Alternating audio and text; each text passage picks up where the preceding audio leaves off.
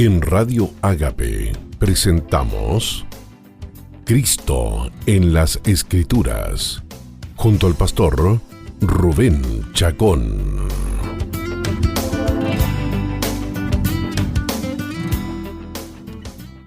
Hola, ¿qué tal amigos y amigas? Bienvenidos a su programa Cristo en las Escrituras.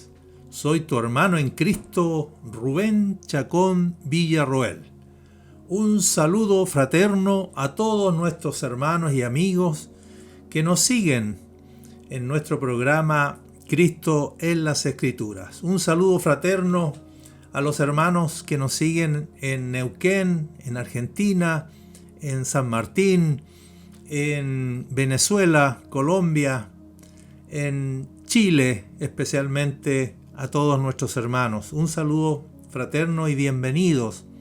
Para continuar la lectura y los comentarios de este precioso libro de la Biblia, el libro de Levítico. Hoy en nuestro programa número 16, comentando el capítulo 19 del libro de Levítico. En nuestro programa anterior estuvimos comentando el capítulo 18, que trata sobre las relaciones sexuales ilícitas. Y en el capítulo 19 trata sobre las relaciones sociales, las lícitas y las ilícitas. Así que aquí tenemos un complemento perfecto, que han sido los dos grandes énfasis que caracterizan también las tendencias políticas. En general, las tendencias políticas de derecha enfatizan la inmoralidad sexual, y las tendencias políticas de izquierda enfatizan la inmoralidad social. Ambas cosas están sancionadas por las Sagradas Escrituras. La pureza sexual, pero también la justicia social. Así que tenemos aquí un verdadero complemento de lo que vimos en el capítulo 18. Y eso será lo que nos convoca en nuestro programa de hoy.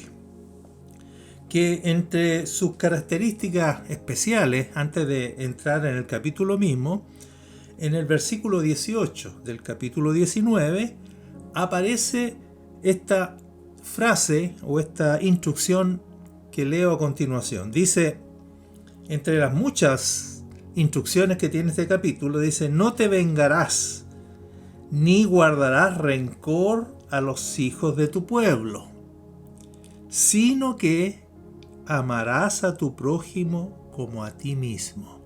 Yo, Jehová.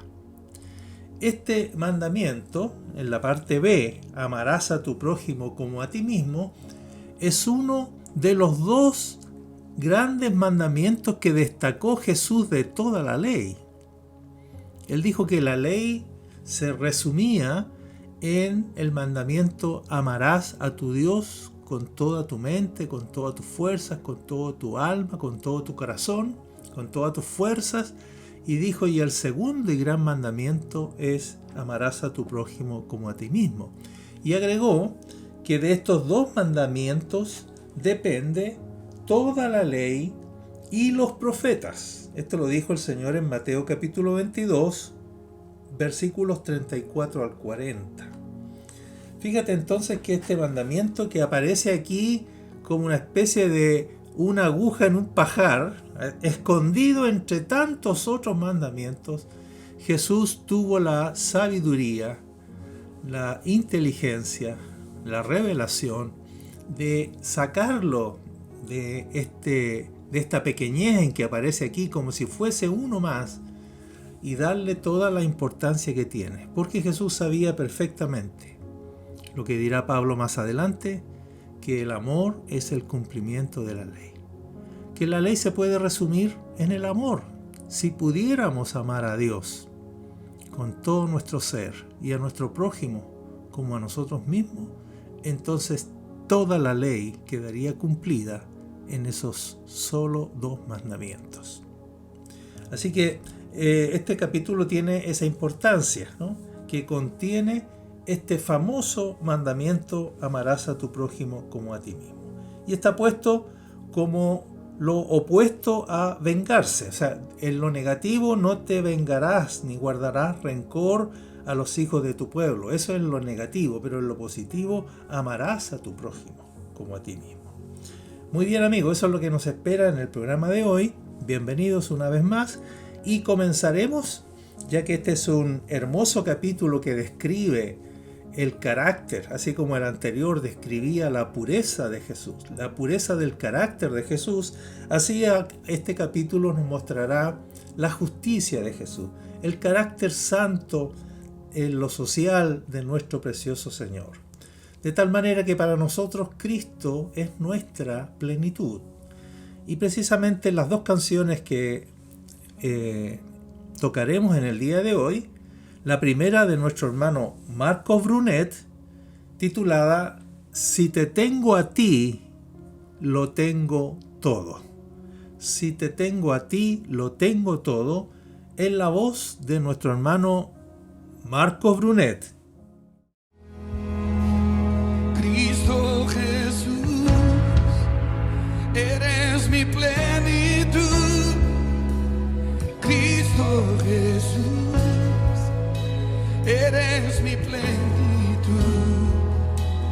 Cristo Jesús, eres mi plenitud.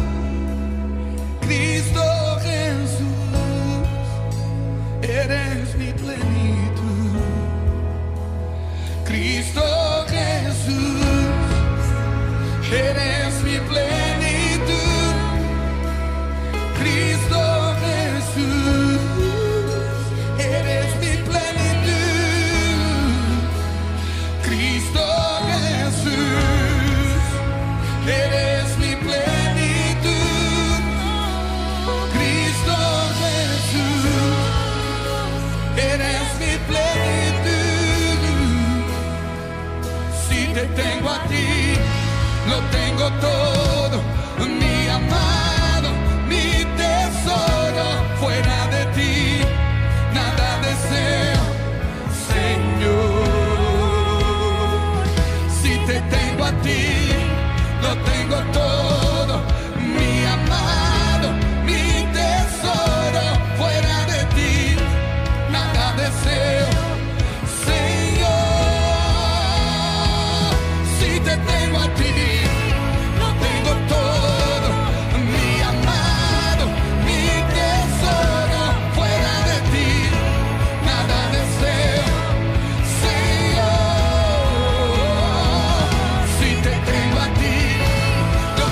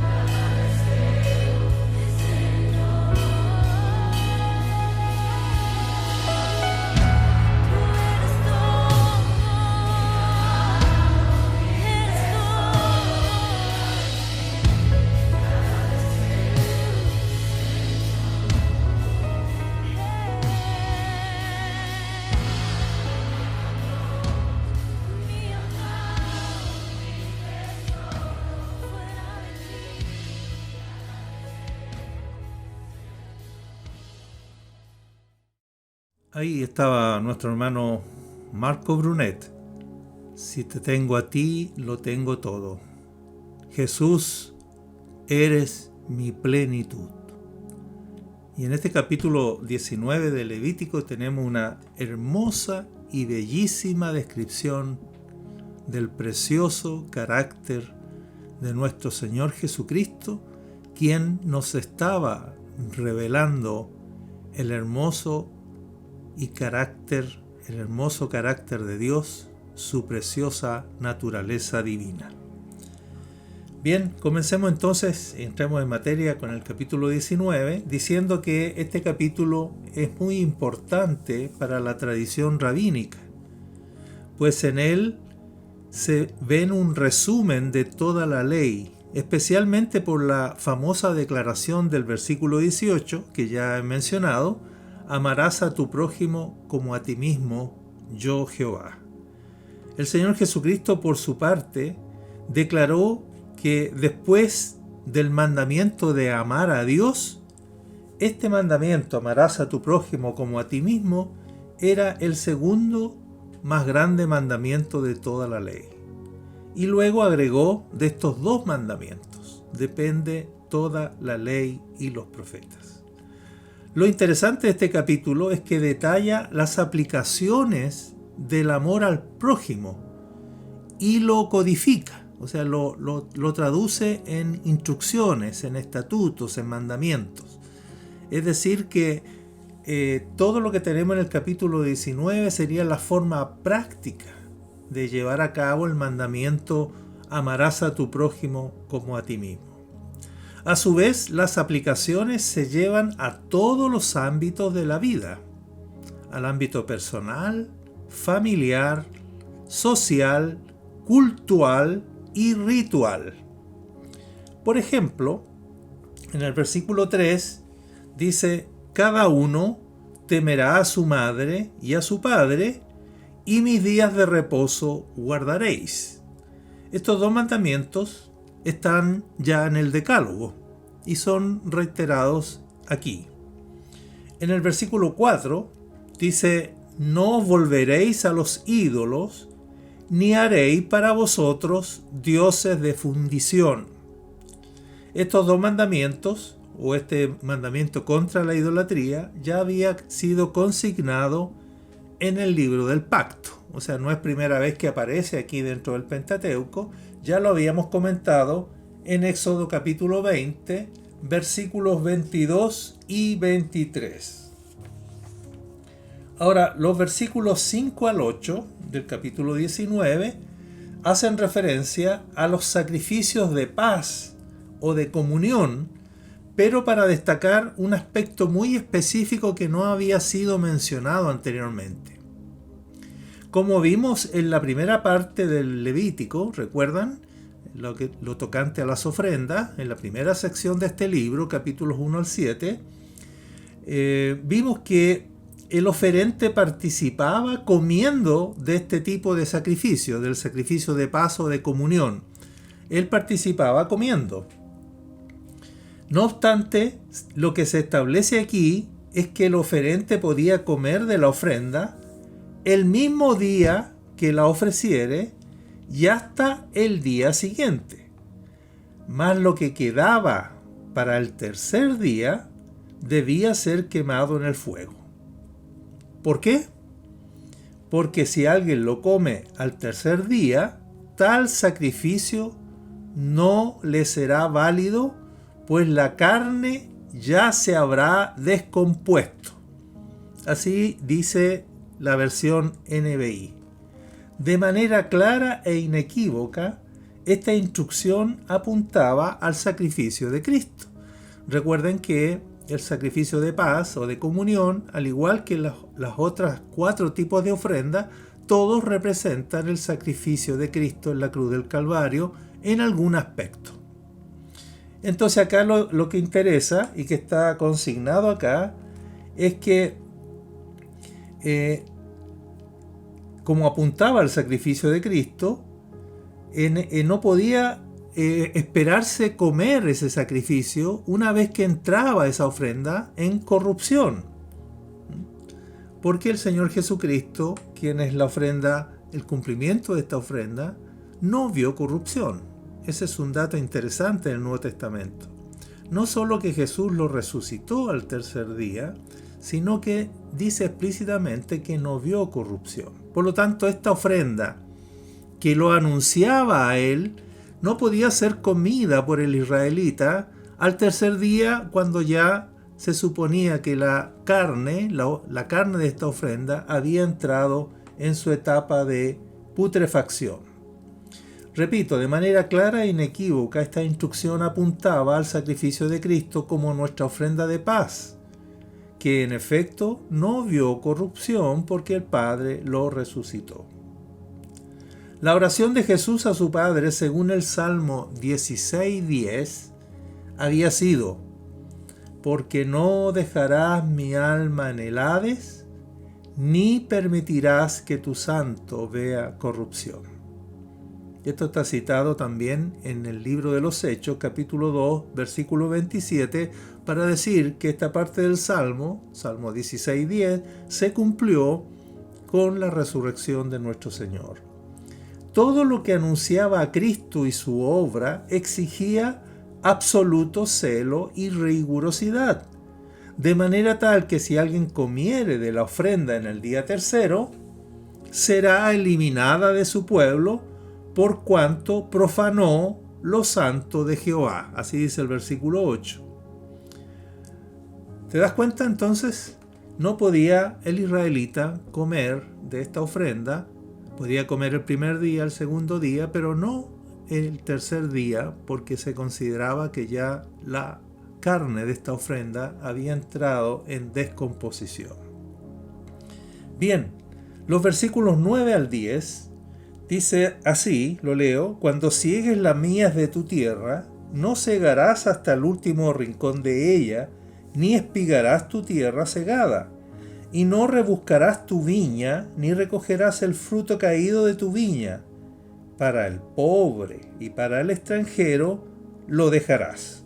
Yo Jehová vuestro Dios. Estos versículos 9 y 10 instruyen al pueblo del Señor respecto de la siega y la vendimia. Los israelitas no deben cegar hasta el último rincón de sus campos, ni rebuscar hasta el último racimo de sus viñas. Ellos deben dejarlos para los pobres y los extranjeros. La razón de este mandamiento se encuentra en Deuteronomio 24:22. Allí el Señor les dice: acuérdate que fuiste siervo en tierra de Egipto. Por tanto, yo te mando que hagas esto. Ten misericordia con los esclavos y los siervos, con los extranjeros, así como yo la tuve de ti cuando estuviste en Egipto. El versículo 11 contiene una triple orden. En primer lugar dice: no roben. En segundo lugar, no mientan. Y en tercer lugar, no engañen a su prójimo. Lo estoy leyendo en la versión NBI. En el Nuevo Testamento, Pablo dirá, resumiendo estos tres mandamientos, que el amor no hace mal al prójimo. Romanos 13:10. El amor no hace mal al prójimo. Por lo tanto, si amamos al prójimo, no le robaremos, no le mentiremos y no lo engañaremos. El versículo 12 del capítulo 19 reitera una prohibición que está en el Decálogo, en Éxodo 27, y dice: y no juraréis falsamente por mi nombre, profanando así el nombre de tu Dios. No jurarás en vano, no tomarás el nombre del Señor en vano. El versículo 13 tiene dos mandamientos relacionados con el aspecto laboral. Dice, número 1, no explotes a tu prójimo. Y número 2 dice, no retengas el salario de tu jornalero hasta el día siguiente. Con esto, Dios nuevamente muestra su preocupación por los más desfavorecidos. Hay personas que viven con el dinero diario, con el salario diario. Así que la orden es: no solo que no lo explotes, sino sé fiel en pagarle diariamente si ese es el acuerdo laboral. El versículo 14 muestra el cuidado divino por los discapacitados, como es el caso de los sordos y los ciegos. Maldecir al sordo o poner tropiezo al ciego es una agresión ruin, porque la víctima no está en condiciones de defenderse. El versículo 15 prohíbe la participación con parcialidad en los juicios. El israelita debe juzgar a todos con justicia. Este mandamiento ilustra de manera hermosa el carácter justo de nuestro bendito Señor Jesucristo, de quien se dice en Juan 7:24 que Jesucristo no juzgaba según las apariencias, sino lo hacía con justo juicio. En el versículo 16 aparece algo interesante que, dada lo común en nuestra práctica, aún siendo creyentes, este mandamiento es interesante. Dice: no andarás chismeando entre tu pueblo. ¿Quién de nosotros, amigos y amigas, no cae permanentemente en este pecado? No andarás chismeando entre tu pueblo. No atentarás contra la vida de tu prójimo, yo Jehová. El chisme, en este versículo 16, y los falsos testimonios son prohibidos. Según Pablo, no dirás falso testimonio, y cualquier otro mandamiento en esta sentencia se resume: amarás a tu prójimo como a ti mismo. Romanos 13:9. ¿Te das cuenta entonces cómo estos mandamientos son la forma práctica de llevar a cabo el amor al prójimo? O dicho de otra manera, todos estos mandamientos del capítulo 19, como dijo Pablo, se resumen en esta sola sentencia: amarás a tu prójimo como a ti mismo. Tampoco deben, según el versículo 17, los hijos de Israel alimentar odios secretos. Albergar odios sería sufrir las consecuencias del pecado de otro, porque el odio es como sufrir el daño que el otro está cometiendo el pecado, y yo sufro el daño porque el odio mata, el odio envenena, el odio corrompe al que lo experimenta. Así que cuidado con eso. Por el contrario, los israelitas son animados a reprender con franqueza al prójimo. No guardes rencor, no acumules odio, razona con tu prójimo. Dice, razonarás con tu prójimo para que no participes de su pecado. Qué interesante todos estos mandamientos. Qué lindo es tener la oportunidad, a lo menos alguna vez en tu vida cristiana, pasar por estos capítulos y leer estos versículos con detención. El Nuevo Testamento lo dirá de esta manera: airaos, pero no pequéis. Lo interesante, sin embargo, es qué se hace para ello. ¿Cómo es que yo puedo airarme pero no pecar contra mi prójimo? Dice: no se ponga el sol sobre vuestro enojo, ni deis lugar al diablo. Es decir, lleva cuentas cortas, arregla tus asuntos, no acumules rencor, no acumules odio. No se ponga el sol sobre vuestro enojo, ni le demos lugar al diablo, porque cuando acumulamos odio estamos abriendo la puerta para que Satanás haga su obra en nosotros. La versión NBI lo pone de esta manera, ¿no? Este mandamiento del Nuevo Testamento. Dice: no dejen que el sol se ponga estando aún enojados.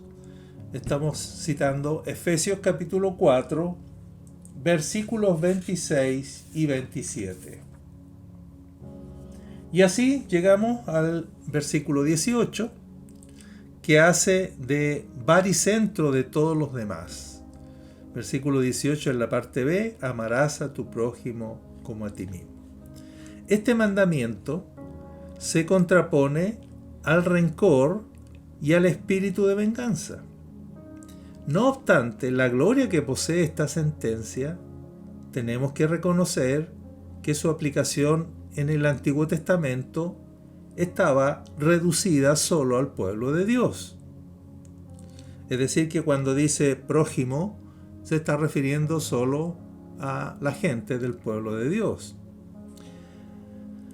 En efecto, el prójimo incluía solamente al israelita y a lo más al extranjero que habitaba con ellos.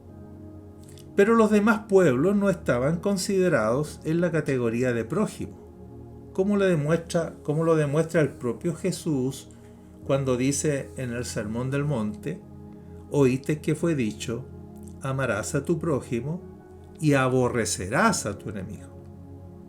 Sin embargo, la novedad que trae Jesucristo expresada en su sentencia, pero yo os digo, amplía de manera absoluta la aplicación del mandamiento a todos los hombres, aún a los enemigos. O sea que prójimo ahora es toda persona que está próxima a mí. Toda persona, sin exclusión, sin discriminación. Entonces en el Antiguo Testamento, amarás a tu prójimo estaba circunscrito solo a la gente del pueblo de Dios, pero Jesucristo lo abrió e incluso dijo, amarás a tu enemigo. Muy bien, continuando entonces con el versículo 19 ahora, dice, mis estatutos guardarás. No harás ayuntar tu ganado con animales de otra especie. Tu campo no sembrarás con mezcla de semillas y no te pondrás vestidos con mezcla de hilos. Miren qué interesante esto, qué ilustrativo, ¿no? La literalidad de estos mandamientos. El versículo 19 llama a respetar las separaciones. Repito esta palabrita y guárdela. Las separaciones. Este versículo llama a respetar las separaciones establecidas por el Creador.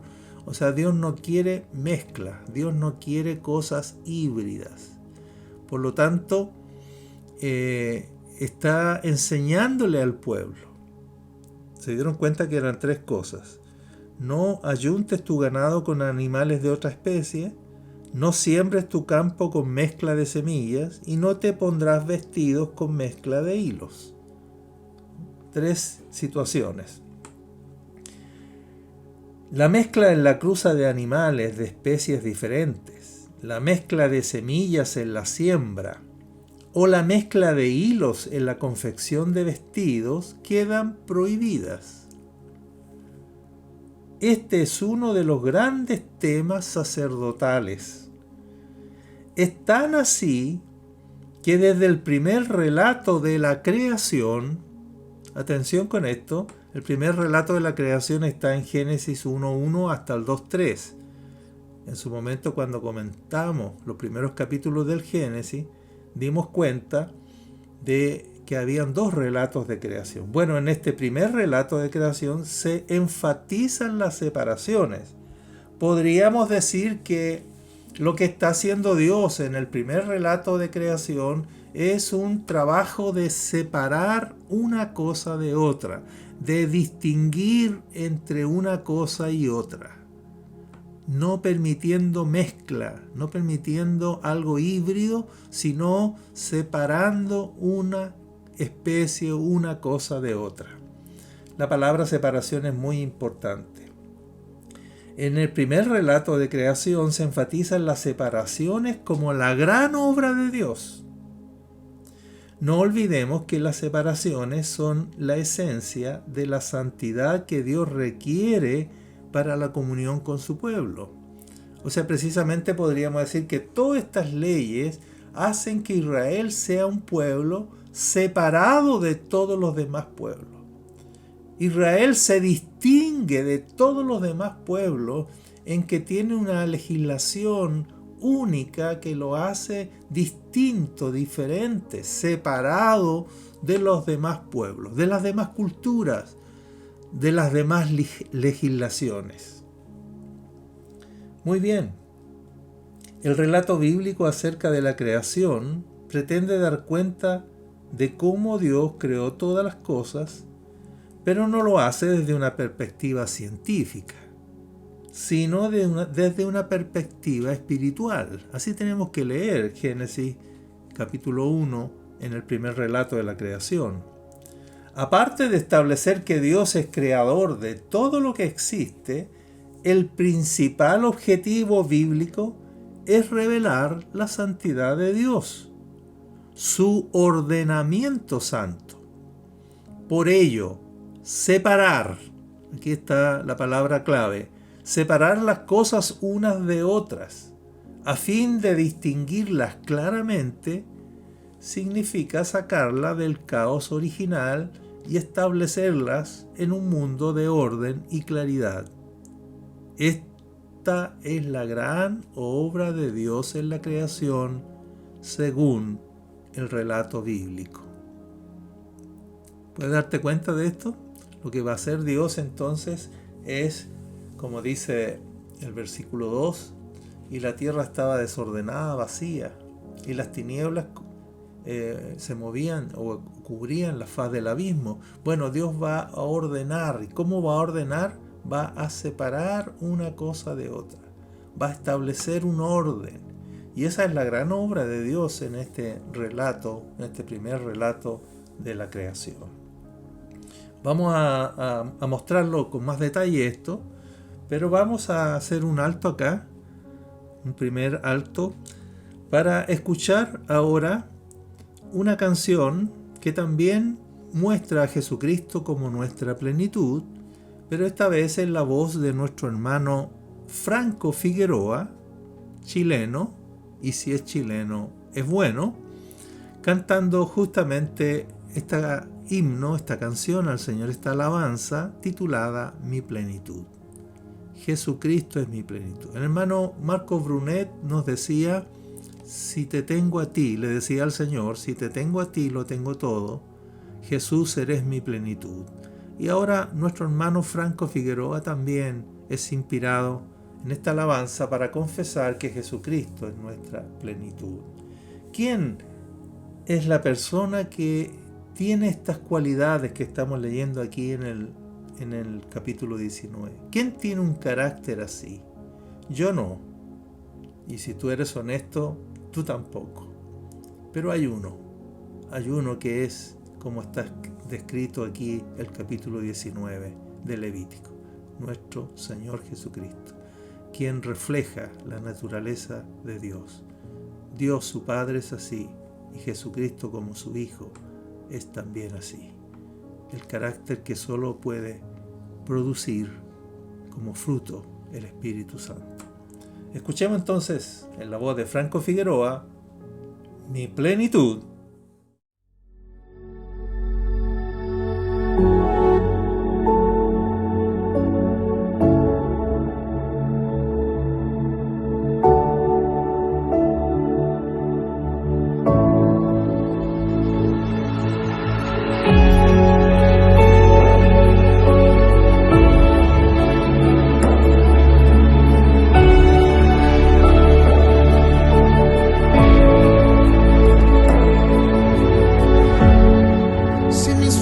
Se acaba, descansaré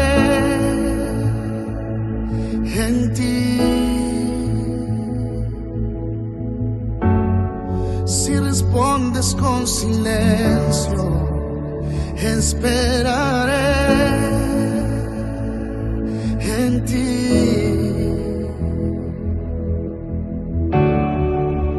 Príncipe de paz, tu palabra me dice que no me dejarás. Mi confianza está puesta en ti. puesta en ti. Mi plenitud, si me falta todo, en ti lo tengo todo. Te tengo a ti, tu presencia es todo, eres mi tesoro, eres mi tesoro. Oh, si mis fuerzas se acaban, descansaré en ti. Si respondes con silencio, esperaré en ti. Príncipe de paz, tu palabra me dice que no me dejarás. Mi confianza está puesta en ti, puesta en ti. Mi plenitud, si me falta todo, en ti lo tengo todo.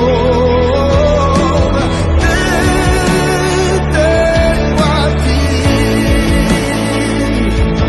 tu presencia es todo, eres mi tesoro. Mi plenitud, si me falta todo, en ti lo tengo todo. Te tengo a ti, tu presencia es todo, eres mi tesoro.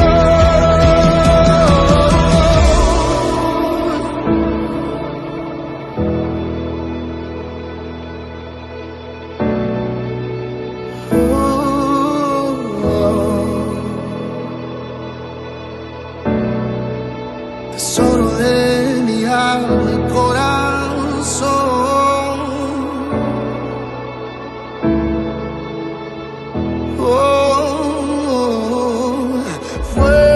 Fuera de ti nada deseo. Eres mi anhelo, Jesús.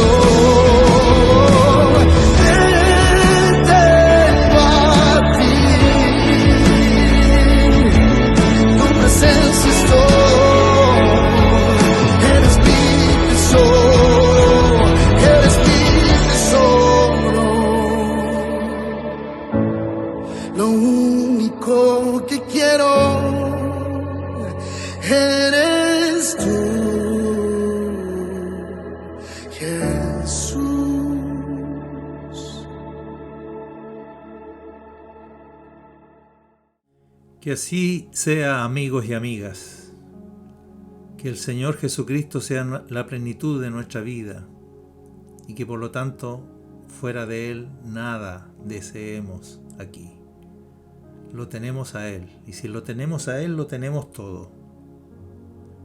Si lo tenemos todo y no lo tenemos a Él, no tenemos nada.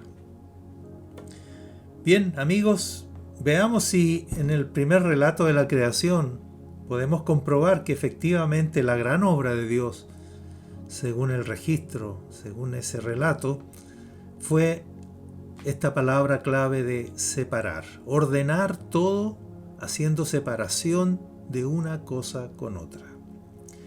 En el primer día de la creación, Dios separó la luz de las tinieblas. En el segundo día, Dios separó las aguas de abajo de las aguas que están arriba, por medio de la creación del firmamento o de la expansión. Creando la expansión, separó las aguas que están debajo de la expansión de las aguas que quedaron sobre la expansión. En el tercer día Dios separó las aguas de lo seco. Además separó la hierba y los árboles unos de otros para que den semillas según su naturaleza y fruto según su género. El cuarto día Dios creó las lumbreras en la expansión para separar el día de la noche. En el quinto día, Dios establece las separaciones entre los animales a fin de que tanto los peces como las aves se multipliquen según su género y según su especie. En el día sexto, lo mismo acontece con los animales terrestres. En la creación del hombre, que también ocurre en el día sexto, Dios establece la distinción de los seres humanos en dos sexos. Varón y hembra los creó. ¿Se dan cuenta? Por lo tanto, es muy claro esta forma de leer el relato de la creación, considerando cómo Dios va de este caos, va ordenando, va separando con esta obra magistral de distinguir una cosa de la otra, incluyendo lo que es la multiplicación de los animales y del hombre de acuerdo a su especie y de acuerdo a su género. Por lo tanto, esto que estamos viendo en el versículo 19, que lo reitero, no harás ayuntar tu ganado con animales de otra especie, tu campo no sembrarás con mezcla de semillas, y no te pondrás vestidos con mezcla de hilo. Con estos mandamientos Dios estaba llamando a su pueblo a mantener la pureza necesaria. La mezcla, por el contrario, se asocia a las nociones de sucio y de impuro. En los versículos 20 al 22 se condena al hombre que se acuesta con una esclava prometida a otro en matrimonio. No obstante, la pena es el azote y no la muerte. En el caso de que ella no estuviere rescatada ni declarada libre. El pecado no constituye adulterio todavía, pues ella no era libre. De todas maneras, el hombre deberá presentar un carnero en expiación por su culpa.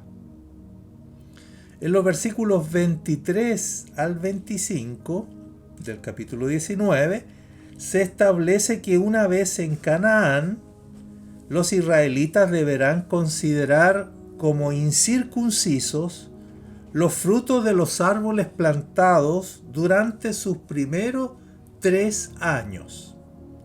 Es decir, cuando lleguen a Canaán y empiecen a plantar árboles frutales, los frutos de esos árboles serán declarados incircuncisos en sus primeros 3 años. Por esta razón, sus frutos no serán cosechados. En el 4.º año, todo su fruto será consagrado en alabanzas a Jehová, y recién al 5.º año los israelitas podrán comer el fruto de los árboles plantados. La naturaleza, con estos mandamientos, quedaba así consagrada al Señor de la misma manera como la circuncisión lo hacía con las personas incircuncisas. Es decir, esta era la manera de circuncidar todo lo que es el ámbito vegetal. Así como los seres humanos son circuncidados en el Antiguo Testamento para quedar consagrados al Señor, de esta manera también la naturaleza, los árboles, las plantas, los árboles frutales, quedaban también circuncidados espiritualmente hablando. En el versículo 26 se reitera la prohibición de comer cosa alguna con sangre. Dice el 26 en la parte A, no comeréis cosa alguna con sangre. Y en la parte B dice, no seréis agoreros ni adivinos. En la parte B de este versículo se prohíbe la práctica de la adivinación y de los sortilegios. Los versículos 27 y 28 instruyen respecto a los signos de duelo que quedan excluidos de la vida de los hijos de Israel. O sea, cuando los israelitas hagan duelo por la partida, por el fallecimiento de un ser querido, queda prohibido cortarse el cabello en redondo, queda prohibido despuntar la barba, queda prohibido hacerse heridas en el cuerpo y número 4, hacerse tatuajes en la piel como signos de duelo. ¿Por qué? Porque estos eran los signos en que los pueblos de alrededor de Israel, de alrededor de Canaán, practicaban como costumbres para hacer duelo. En el versículo 29 queda prohibida la prostitución. Dice el texto, no contaminarás a tu hija haciéndola fornicar, para que no se prostituya la tierra y se llene de maldad. La práctica de la prostitución prostituiría la tierra llenándola de perversidad. En el versículo 30 se llama a observar los sábados y a tener reverencia por el santuario del Señor.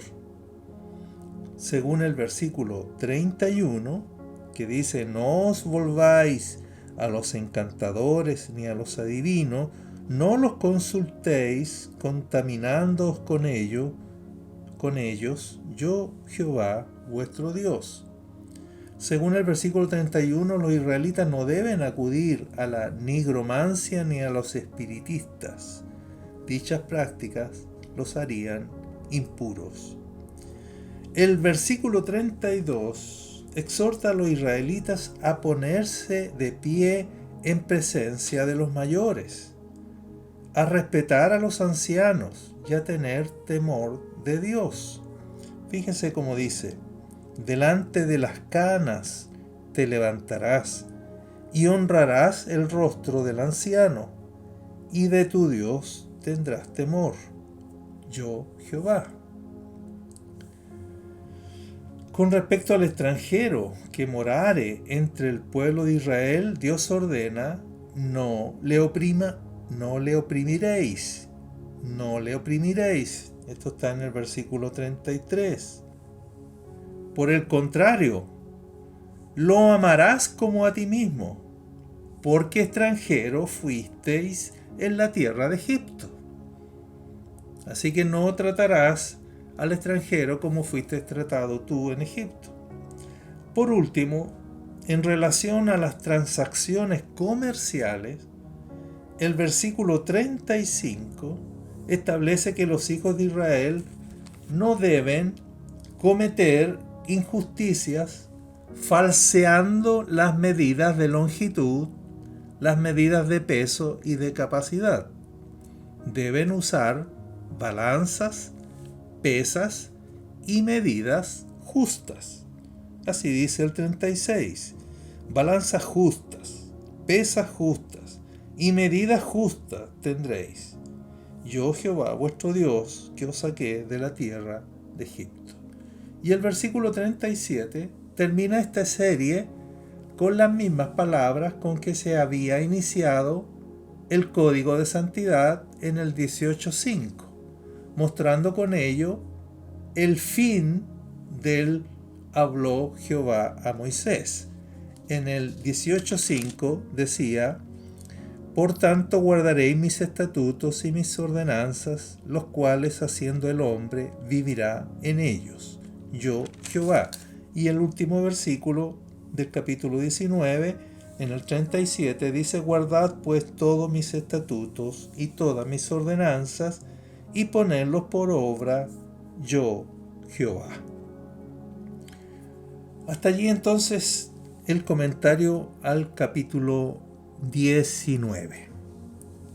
Al capítulo 19. Como ustedes pueden haberse dado cuenta, un capítulo maravilloso, un capítulo extraordinario que es digno de leerse, es digno de volver a releerlo cuantas veces sea necesario, cuantas veces sea posible. Un capítulo que nos da a entender hasta el detalle en qué consiste amar al prójimo. Como ustedes pudieron darse cuenta, cubre todos los aspectos personales, familiares, sociales, cultuales y rituales. Una ordenanza completa. Con razón, la tradición rabínica lo considera un resumen de toda la ley. Y es bueno entonces que hayamos pasado por este capítulo, lo hayamos comentado y lo hayamos visto a la luz de nuestro Señor Jesucristo. Por eso las canciones de hoy día en alabanza al Señor Jesucristo han declarado a nuestro Señor como nuestra plenitud. Cristo es nuestra plenitud. Cristo es este hombre que está descrito aquí en estos capítulos, en estos versículos, en estos mandamientos. Alabado sea el Señor. El capítulo 20 mostrará las penas por estos actos de inmoralidad que vimos en el capítulo 18. O sea que viene a completar aquí cuáles son las penas para a los que cometen inmoralidad sexual, especialmente esos pecados que hemos llamado pecados de porneia. Bien, amigos y amigas, hemos llegado al final de nuestro programa número 16, relativo al libro de Levítico, comentando el capítulo 19 en lo específico, y nos volveremos a encontrar en nuestro próximo programa. Benditos somos. Chao.